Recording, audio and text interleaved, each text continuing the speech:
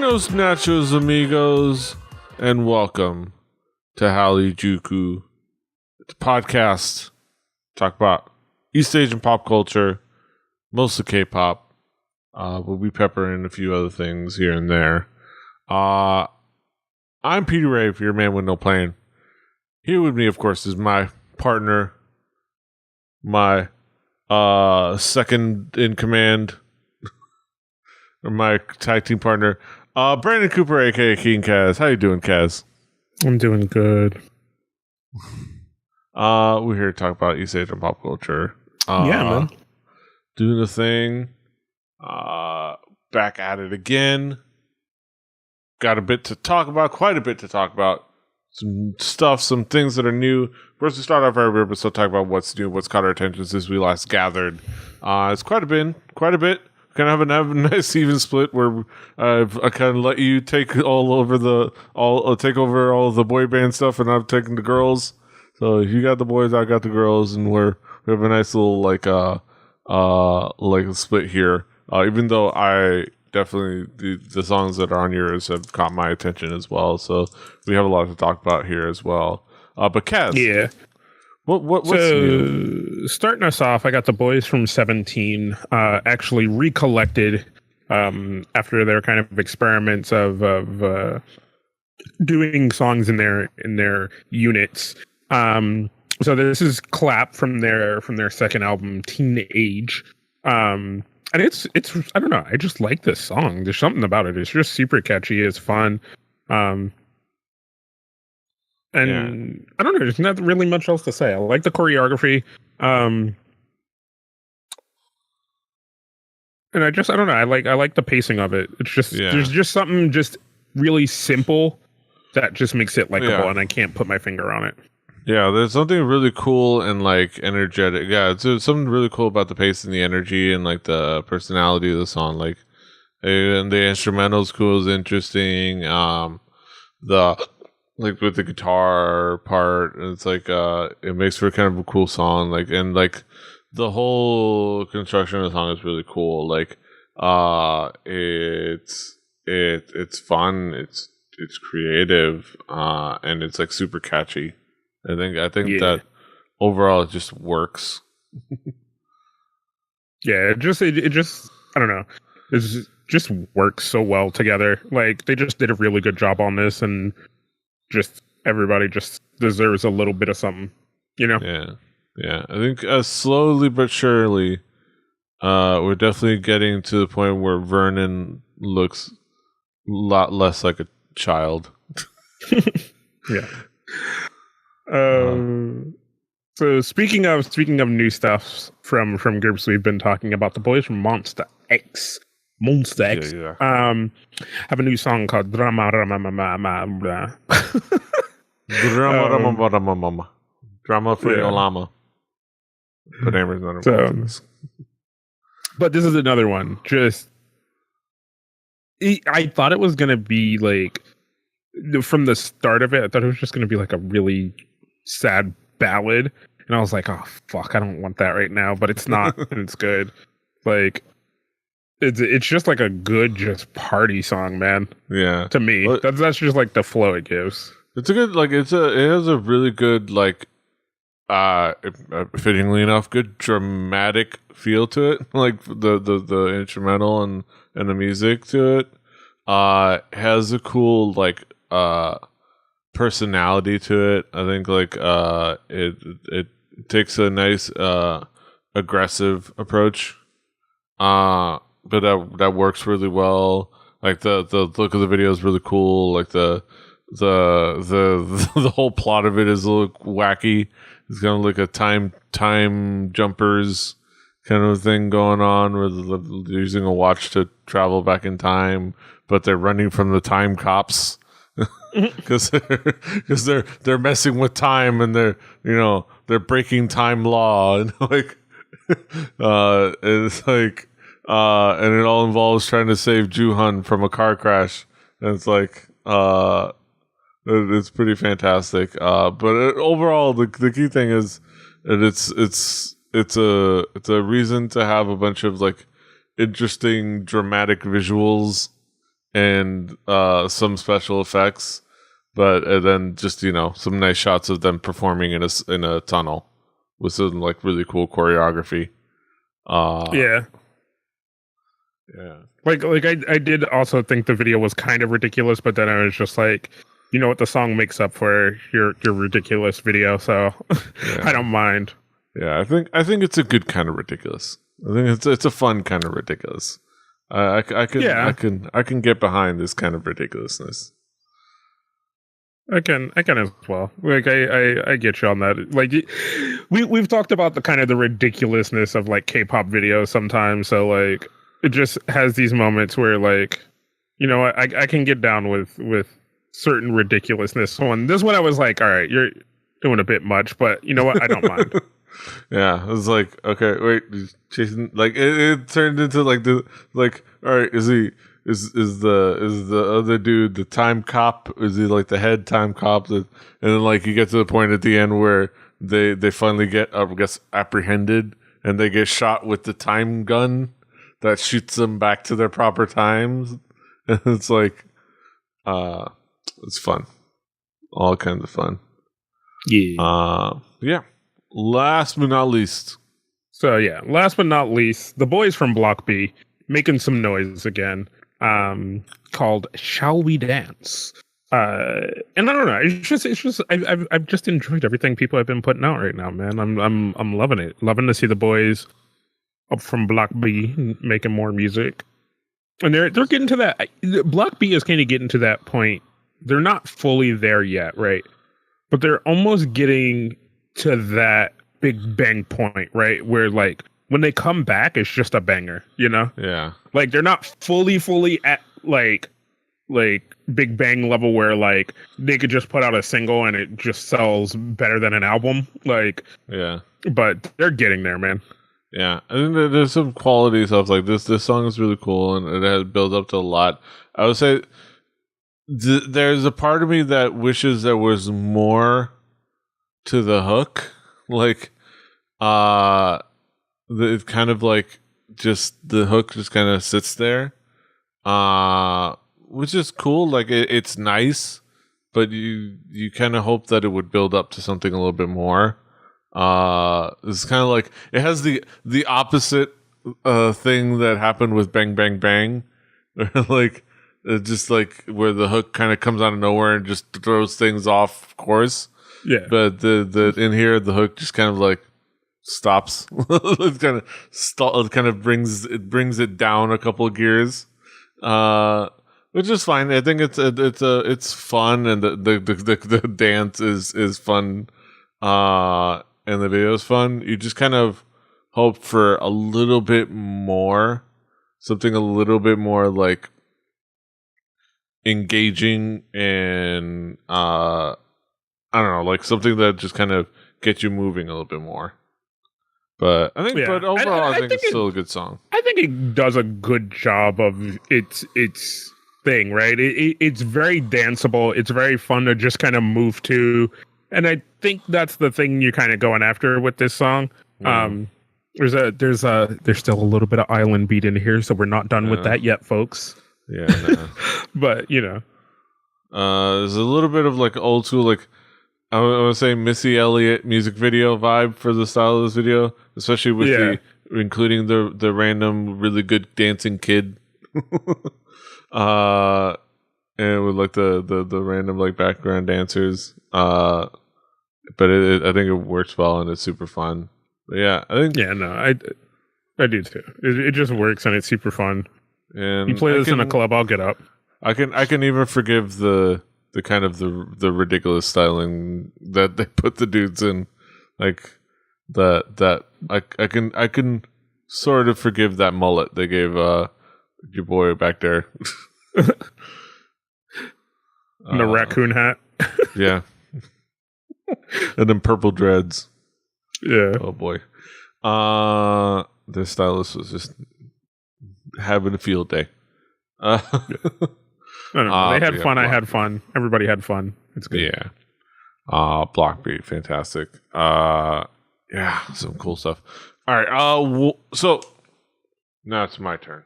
Now I take over. Talk about what's caught my attention since we last gathered. A couple big releases from groups that I love.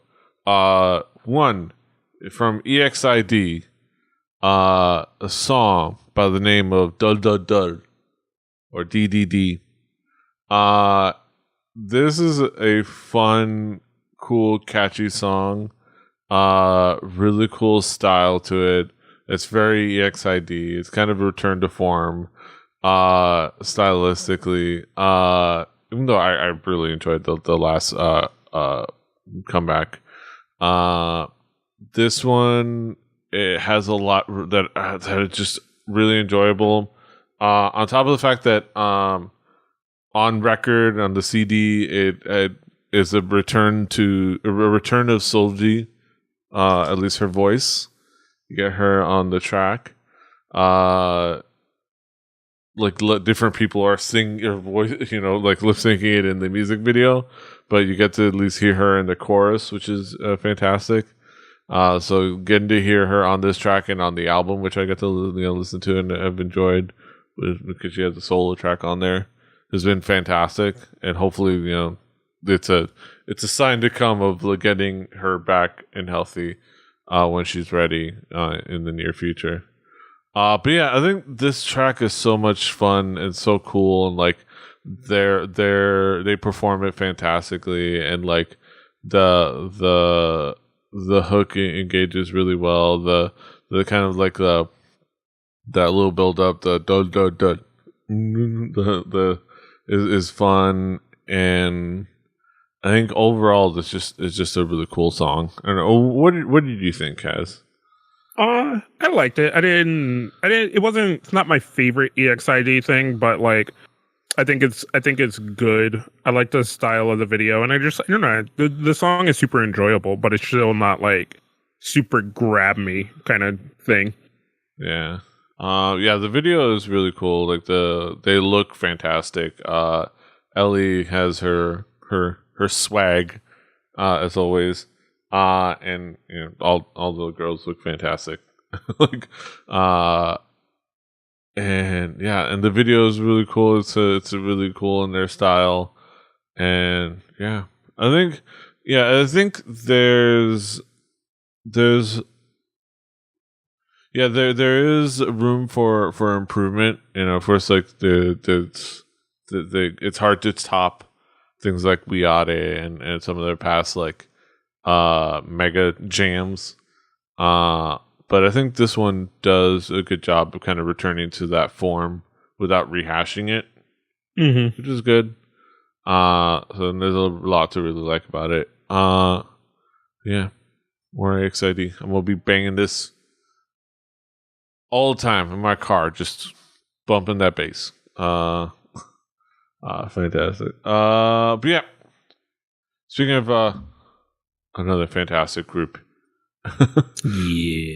Red Velvet are back with a new track, Peekaboo, off of their new album, full-length album, Perfect Velvet. Peekaboo is just really fantastic. It is. There's something to really like about there's a lot of things to really like about the track. The pacing, the diversity of the instrumental, the fact that it takes like some of the like the trendiness, like the island tropical sound, but changes enough of it to make it feel fresh. It has that kind of Red Velvet quirk, which I think is just so fantastic. But musically, it showcases everyone's kind of contributions really well. It's just overall, the key thing is just so super catchy and engaging. Like the hook is really good. The kind of like and it builds up well. And it's just so fun to listen to. Also, the video is really fun and really cool, and the girls look great. You even as serial killers. Which is really fantastic. Serial killers who target pizza delivery boys. I think overall, it's just it's like so many like what SM's sat around. It's like, all right, we got to come up with a concept for the music video. Do you want to go like are they then we did the desert bound cute girls. Do we do schools? I don't know. Do girls? What's concept are you thinking? It's like, oh, let's have it be serial killers doing pseudo satanic rituals and killing pizza delivery boys. Like, all right, let's go with it. Yeah, I mean, I've said, and I'll continue to say, man, I love Red Velvet. I don't know what it is about them that just caught my attention, but like, Red Velvet is just like so good in my book. I love their visuals. I love their style. Like, I love their voices. I love their personalities are fun, and it's so cool. Yeah, like they've built something really great. Like I like, especially now, like especially as a complete unit now with five. Like everyone brings something really cool to the table. Like not just visually, but like as in the song. And Red Velvet just is a fountain of bangers. Like, and you gotta enjoy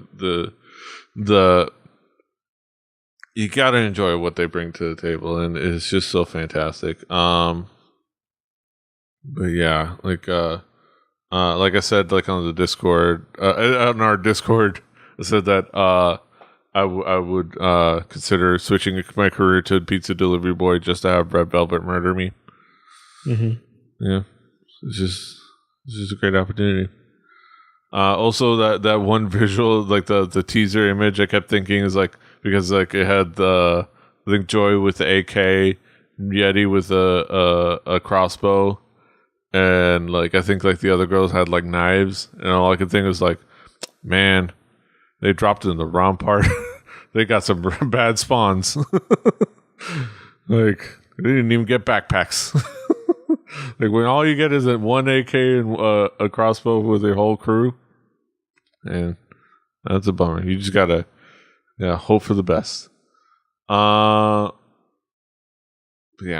Red Velvet, just fantastic. But yeah, enough gushing about Red Velvet. You also should have got the track. That's gonna be a big part of my K-pop bangers playlist when it's all said and done.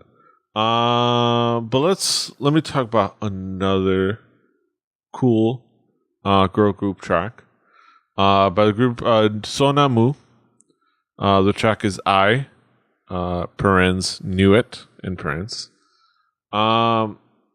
This is not as spectacular as some of the other tracks, but I think this is a really good song. I think this is a really cool song, really interesting. I think it's a nice approach to a sound for a group that's kind of like been searching for a sound and for a style ever since they debuted. Yeah, I think this has a nice bit of like drama to it, nice bit of style to it. Has a nice like the sound. It's like kind of like it's a Latin flavor sound. Yeah, with like it Latin has guitars. like kind of like a Latin beat to it. Yeah, and I think it works well. They perform it really well, and I think it has a nice structure to it. There's a lot to really like, and I think like this is a nice maturation for like I group. kind of like the also like kind of the vocal play of like the response, like kind of how it's like almost like a response thing, like somebody says something then someone else, then it goes to someone else, then it goes to someone else, then it comes back around. Like I like that little bit too. Like I think that's fun when you have like kind of groups with multiple people where you can kind of just kind of keep playing and constantly changing up the vocal, like and that's not always done well, but it is done rather well here. But you know, and then that could be a thing if they can continue to do that well as well. But like you said, they're kind of just trying things out right now, trying to search for a sound, and this is a pretty good one, I think. Yeah, I think hopefully, I mean, it's getting a nice little amount of views on YouTube at least. I don't know how well it's doing like musically. I mean, like charts wise, but it's almost at 1 million views on YouTube. They got that going for them, which is nice, you know. Yeah. I think overall, I think it's a good track, and I think it's a good step forward for them. I always like when the girl groups start to, as they have a couple of years in them, start to find their more mature sound. When they kind of come into more mature sound, I always liked that. It's something that I've historically liked about. I liked about the discography of Girls' Generation and a few other groups, where when they started to find a different sound rather than the cutesy girl group sound, which, as much as I like cute, after a couple of years, you try to find your own approach. I kind of just pop through the comments a little bit, and there's a lot of people who are just like, man, this is my first time finding out about this group, and I really enjoy them. And there's a lot of people, there's also the people, you know, who instantly love a group, so they're just like, why is this not more popular? If one of those other groups put it out, it'd be a #1 hit. And I'm like, well, yeah, because this group is still relatively new. Like, they gotta grow, man. They gotta grow. So yeah, you know. So yeah. So looking forward to seeing more from Sonamu in the future. Let's see where their sound goes, where their approach goes. But yeah, that's it for what's new. I'm gonna find this. Okay. Now we transition over to our headlines. So, see you on the flip side.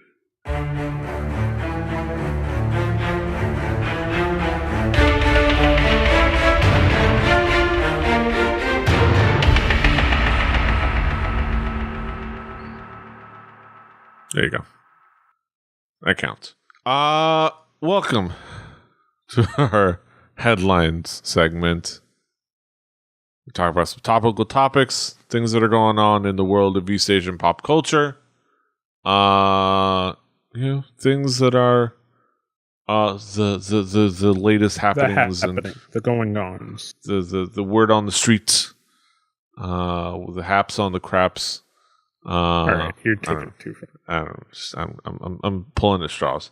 All right, let's go with our first headline. Min leaves JYP Entertainment, which is the least surprising news ever. So that's the headline right there. In Wait Didn't Happen Already news, Min is now former Miss A member and former JYP Entertainment artist, as she has not renewed her contract. The quote is, Miss A's Min is leaving JYP Entertainment November 9th. A source from JYP Entertainment said, though we had been discussing a new contract, Min had decided not to renew, and her current contract is now over. Miss A is now down to Suzy and Faye, or now down to nobody really, because like. You're not going to promote that as two people. Most likely, if anything, there will just be a formal release. If those two who are still there decide to stay with JYP, maybe either they get rolled into a new group, maybe they still use the Miss A name. I don't really know. Most likely, I think Suzy has a pretty good potential to be promoted as a solo act. I think that's what she has basically been a solo act for a few years now. Like the idea that Miss A is even a group anymore, like, is almost comical. I think they've basically been disbanded at this point. Like and really the only reason JYP they haven't announced it is because JYP is a publicly traded company and they'd rather avoid the headline.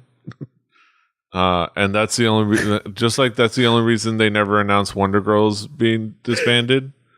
God damn it. Because for all intents and purposes, Wonder Girls was disbanded. They had a reunion. Yeah. But they disbanded. It's just, of course, why put the headline out there if you can avoid it? I always forget that Susie's name is Bae. Yeah. Best Susie.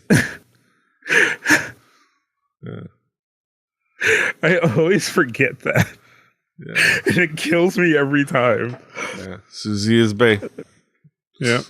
But yeah, so fuck, that threw me off when I went to look for something. It's like Susie is bae because Susie is bae. Yeah, but like so Susie could most likely, if she decides to stay, she's been doing acting. She's basically been doing acting. Know what she's most recently been in though.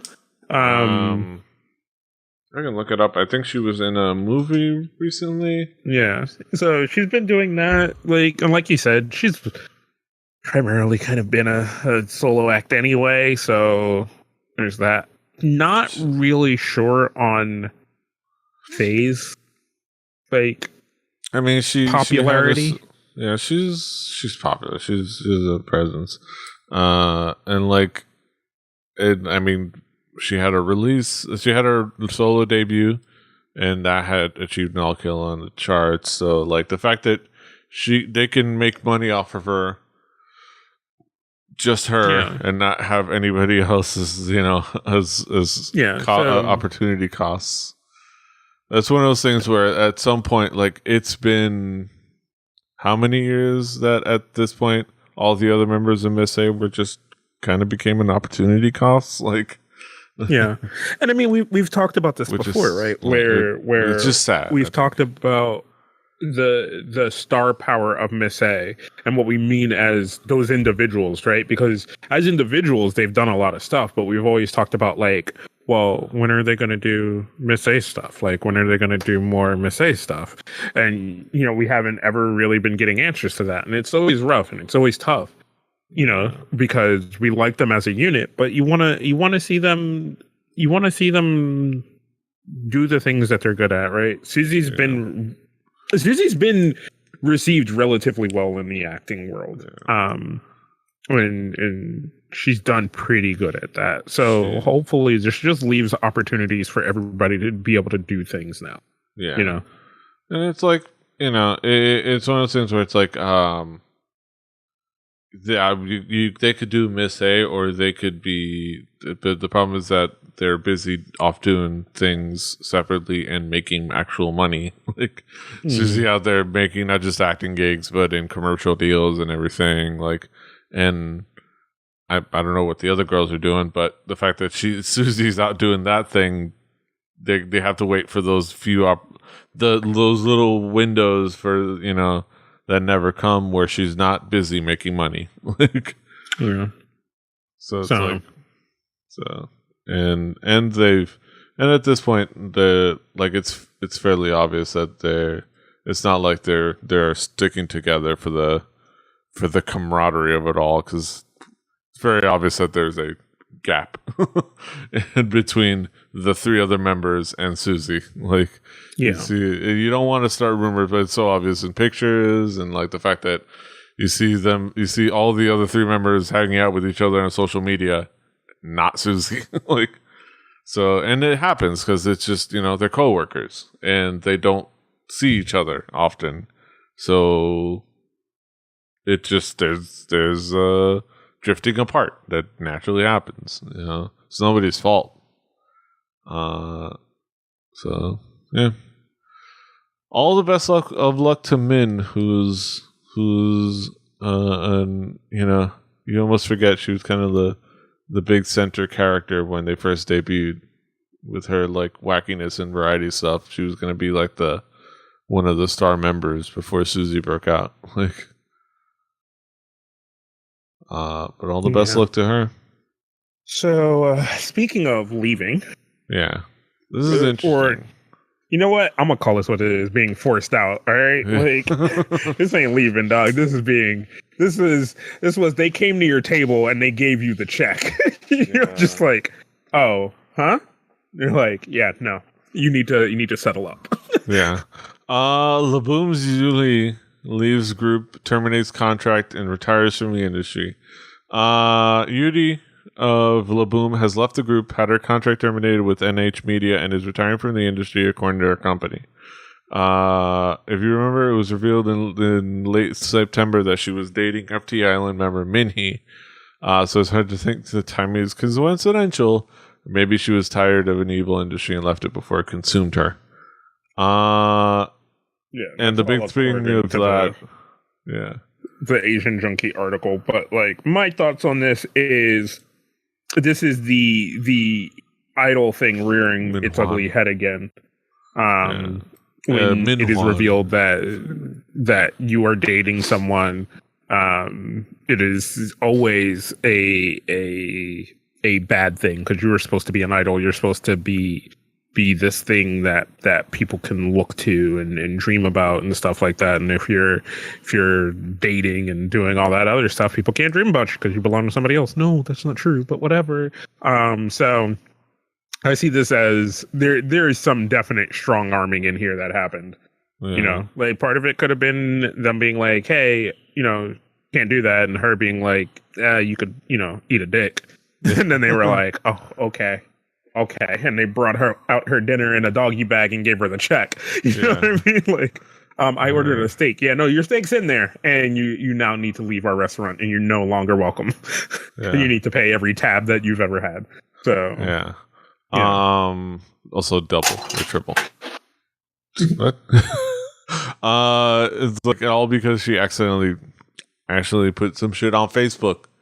Like, and accidentally revealed she was in a relationship. Yeah, it's a bummer. It's dumb. It's a dumb thing. But all the best to her. I doubt she's actually retired from the industry. She'll find another way. Yeah, if she wants to. Maybe she doesn't want to. You know. Yeah. Like, there is that possibility that it is true, and that she's just like, yo, I just want to be done with this. Yeah. Like, and I want to live a normal life. I don't want anybody else having a say in what I get to do. So there is that possibility. So yeah, not having to be told, you know, be obedient. Speaking of. Maybe she just wanted a hamburger so bad that she was like, fuck this dog. I want to eat. I need food. Fuck. But yeah, speaking of dissatisfaction with your agency, Shannon addresses fans regarding lack of activities and difficulty in being treated as a person.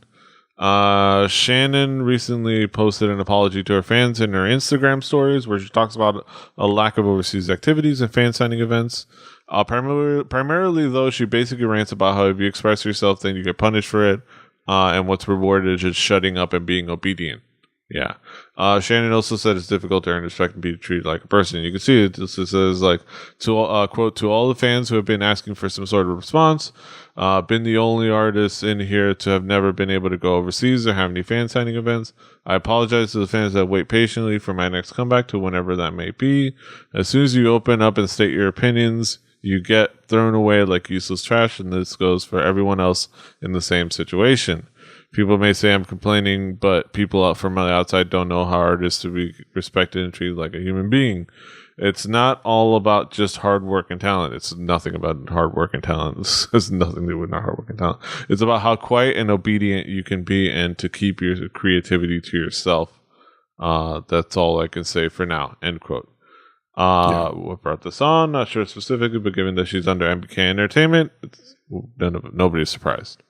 Yeah, and that's all what's in the Asian Junkie article. But like, for me, I don't know. We've stated this many times. It's not a surprise between, you know, the Japanese idol industry and the Korean idol industry about what your role is as an idol, right? Your role is as a product. You know, that's what your role is. That's what you're supposed to be. You're a product. And products don't speak. Products don't have thoughts. Products are products. They, you know, they're just there. Yeah. But I don't, you know, there's really not much else to say about it. Like, this isn't surprising. Like, it doesn't surprise me. Like, this doesn't do anything. Like, it just, that's it. That's, oh, yeah. Mm-hmm. Like that's all I could think when I read this was, Like, yeah, we know, like, and it's still frustrating. It's a bummer, but like, yeah, you realize it's like it's a reality. It's a reality. I think people refuse to accept. Is even like as they start, keep hyping. It's like they want to say things like, no, not our agency, or not, not this company or not that company, like, well, they treat, like, they give them creativity and stuff like that. I was like, no, they, every company has a bottom line and is a business first. Like, right? Because you don't hear about anyone having a say in their creativity until they've played their role long enough. You know what I mean? Like, you don't hear the guys from Big Bang talking the way they talk now in the beginning. Like they've worked to the point where now they can kind of do whatever the fuck they want. Yeah. But there was a time where they didn't talk like that. They didn't do those kind of things. They weren't, and to a certain point, they still can't. But to a certain point, there's still things that they can't say or do or anything like that. But there's it's kind of a certain thing, right? And you're supposed to believe you're supposed to earn this spot, but no, it's just you don't really earn it. At some point, you've been in long enough that culturally, like, okay, like now you get to have a say. After you've made enough money for us or something like that. There's just these weird things, and it's never gonna change. That's just always gonna be what it is. Yeah. So it's rough. Yeah. And I'm sure, and I'm not sure, but I'm gonna say maybe there are agencies out there that do trust in the creativity of their artists, but there's still things that they do culturally, because that's kind of the culture of the industry that I would look down upon, or you would look down upon, or anyone would look down upon. But yeah, there are probably industries that or I should not industries, but agencies that are probably a little bit more free going. But any agency looking to make money is always going to have something that, if you really, really look at it, you're not happy with. Yeah, how they treat your artist and how they treat the people that you like. And it's just, I don't know. It's just hard to know what to do about it. Yeah, it's hard to know. It's one of those things where you realize the trade-off of wanting to make it in pop music, and even like just in pop music in general. But like, and it's one of those things where, like, you realize that the clash is partially because Shannon is foreign born. She was born in the UK, and she's kind of had her ups and downs. Kind of gotten in trouble with the fact that she's sarcastic, and like had those moments where she and she gets in trouble for roasting her friends in the industry. Like she roasted Vernon from 17 once, like in like a V Live thing, and she got shit on. I'm like, dude, they're friends. Like it's just, you don't understand like the dynamic. It's like whatever. I'm hoping that. I don't know. I'm hoping against hope that there's possibility for some adjustments or some changes, but yeah, it's one of those things where it's like, if it gets bad enough, you hope that for somebody like Shannon that she has an out.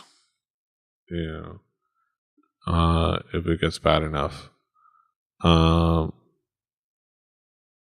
and it's something that I would always like anybody wanting to like audition to be a K-pop star need to stop and think twice, thrice, or 4 or 5 times about and wonder if it's Yeah, but that's always going to be hard to do when you see the success that people have.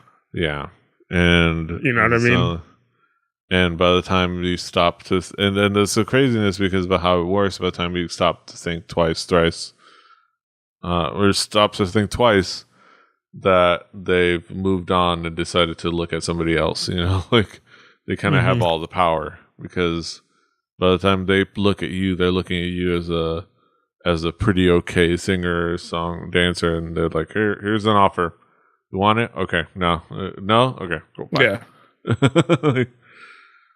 Like they have all the control. I still find it weird. I still find it weird that and I don't know if it works in the States as well, but the fact that their representative management and their record label are the same company.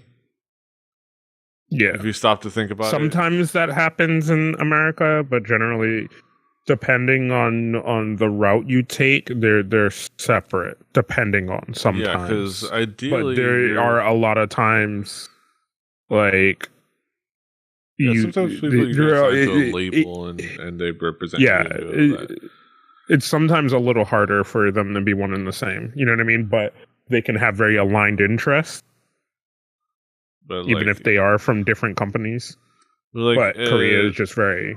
It's all internal, but it's like it almost feels like that's a conflict because like somebody, like the company that's supposed to represent the artist's interests, ideally, which is your management, and the company profiting from the artists that could, it's like if the one is the union, or no, there's no union, but one is like the union, one is the NFL Players Association, one is the NFL. Like, like they're not that extreme, but like, but all the best of luck to Shannon, and all the people out there struggling.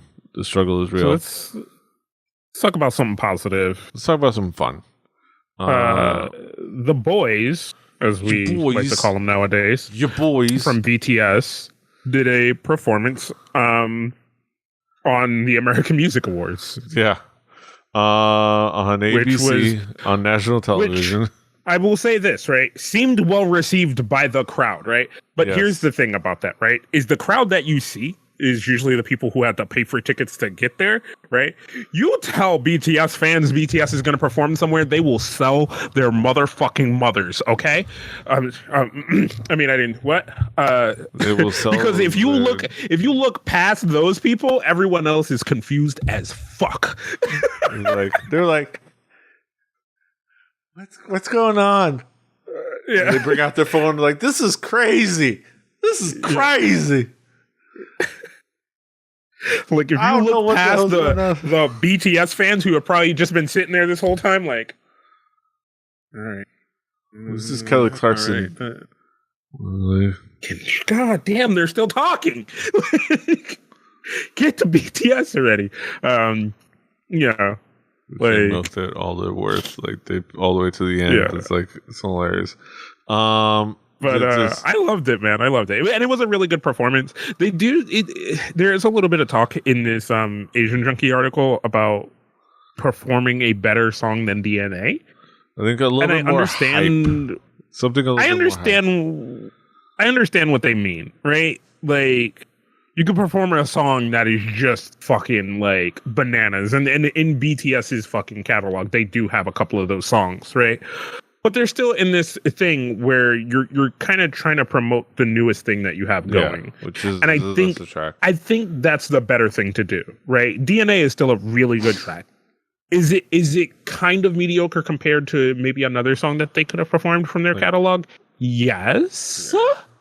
But what's going to be easier for people to find right here and right now when you Google BTS is DNA and all the new shit that's coming out. So you want to get them hooked to the new shit so that they go back and check out the older things rather than giving them the de facto greatest of BTS and then them getting to something like DNA, which if you are within the fandom and within the know-how, you look at DNA and you're kind of like, it's not their best.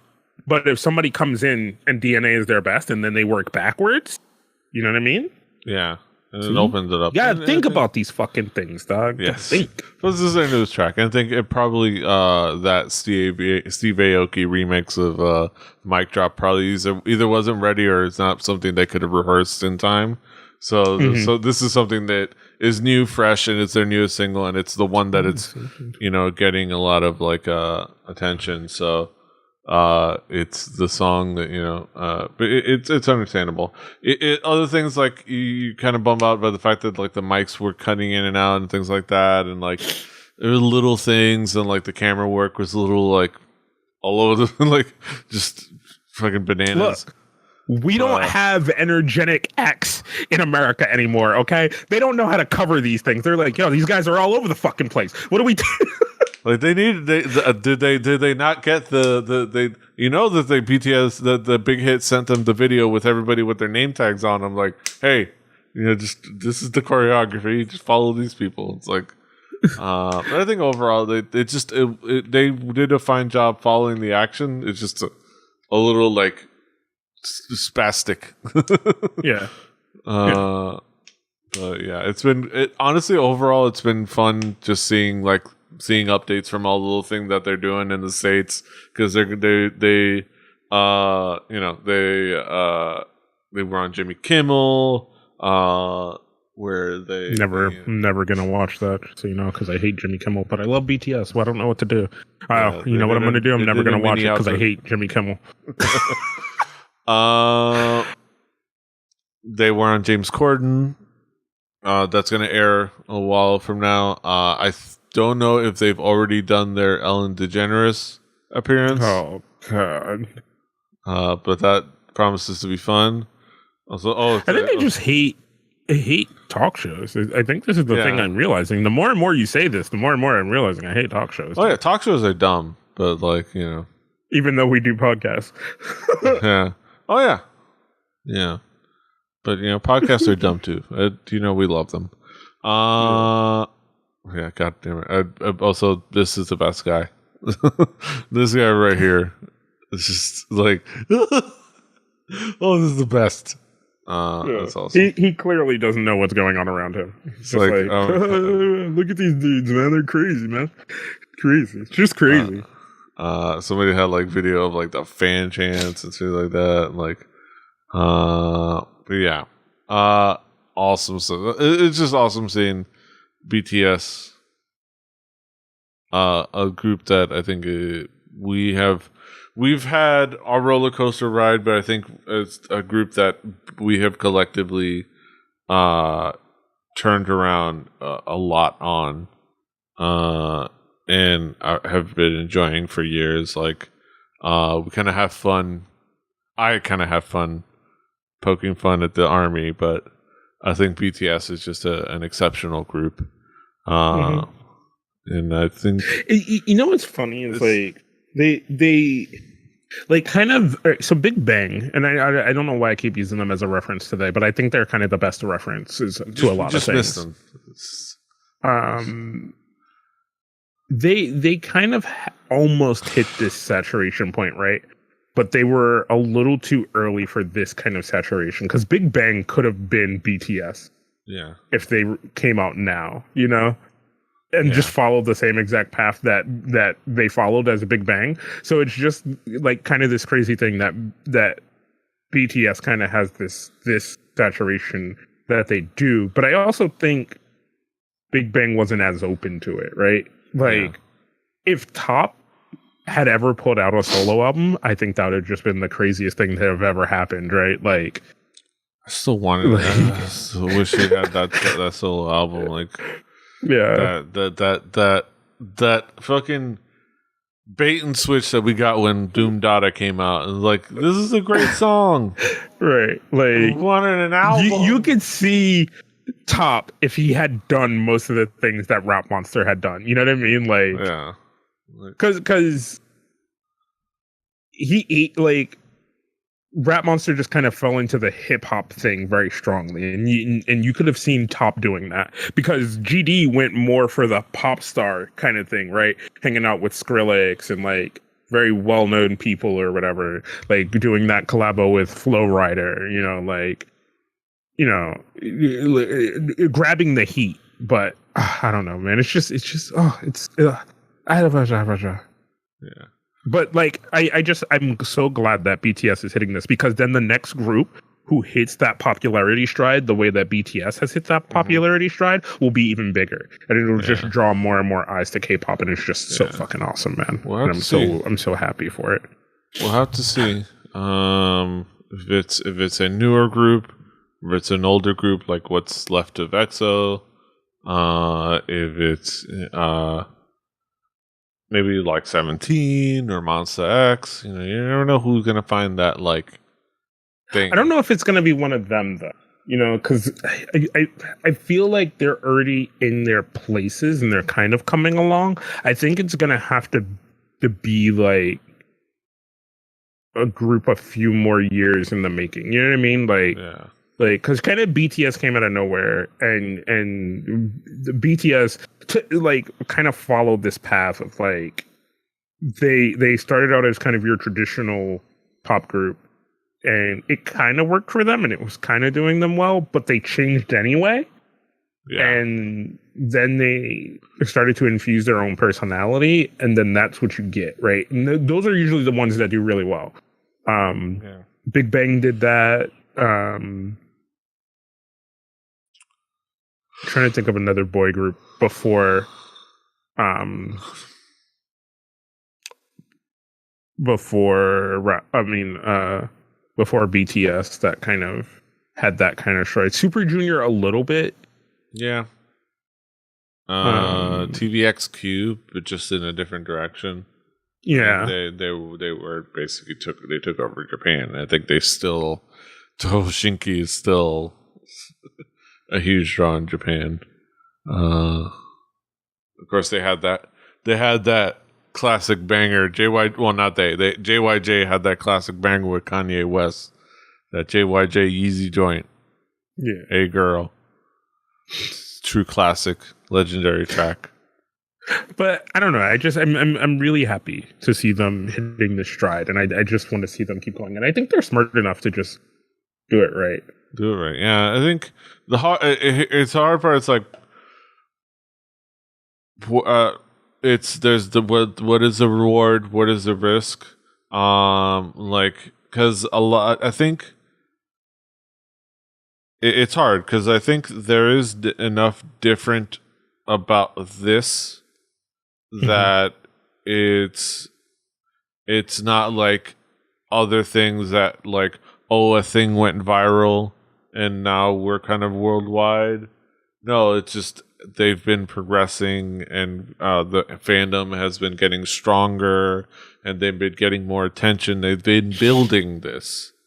Like, this isn't something like, oh, just one thing went viral. No, albums have been making more sales, and and then just this album and this song has had enough momentum behind it that it has gotten global attention.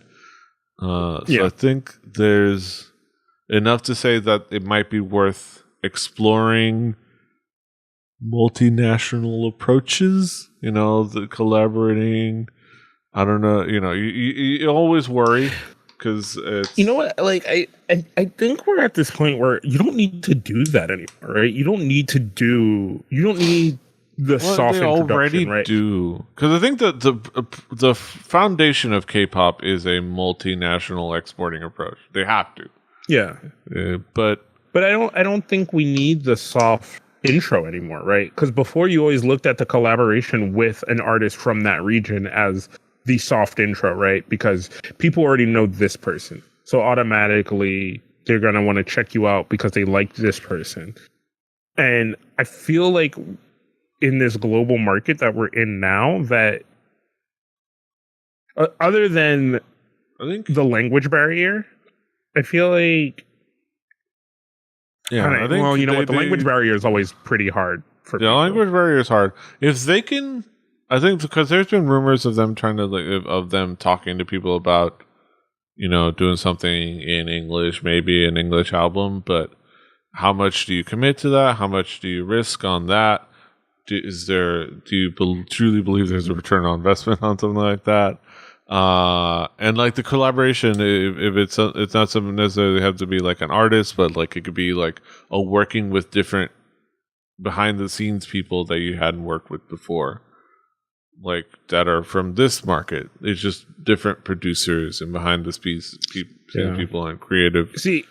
And whenever anyone says that, it all goes back in my head to when fucking 2NE1 was supposed to do a song with Will.i.am and an album. Album.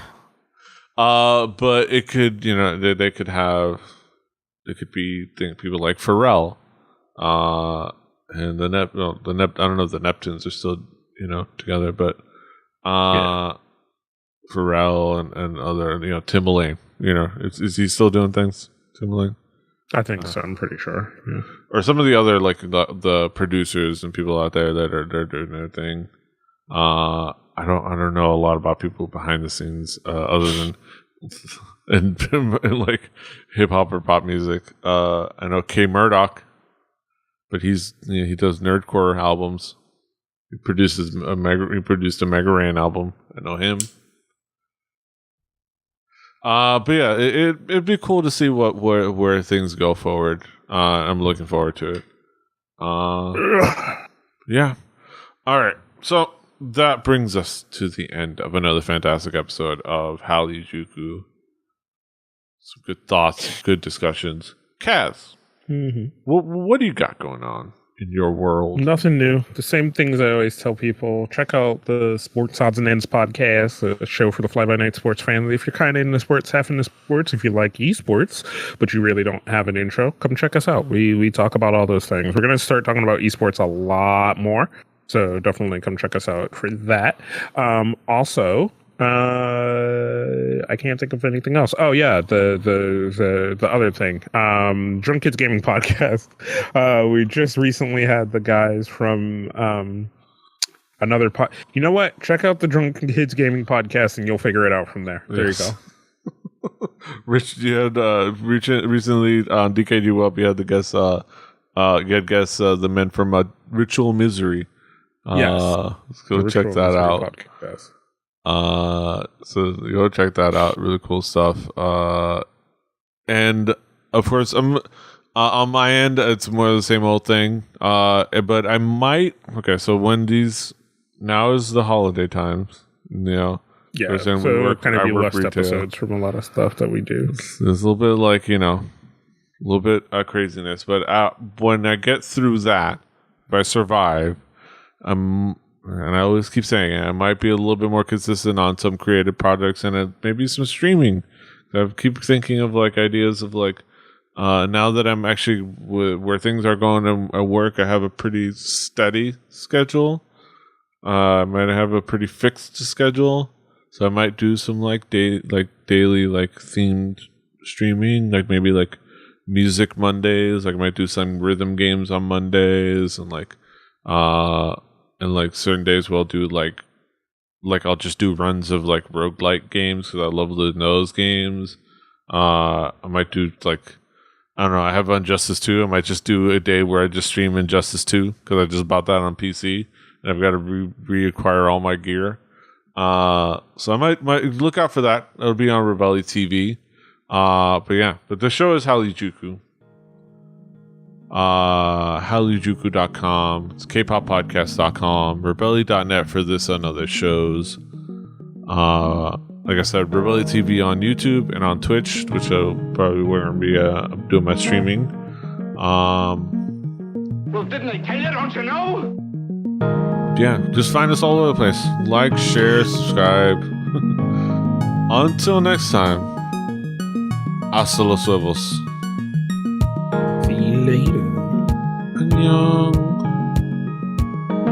Fighting. Give it to me straight, Doctor.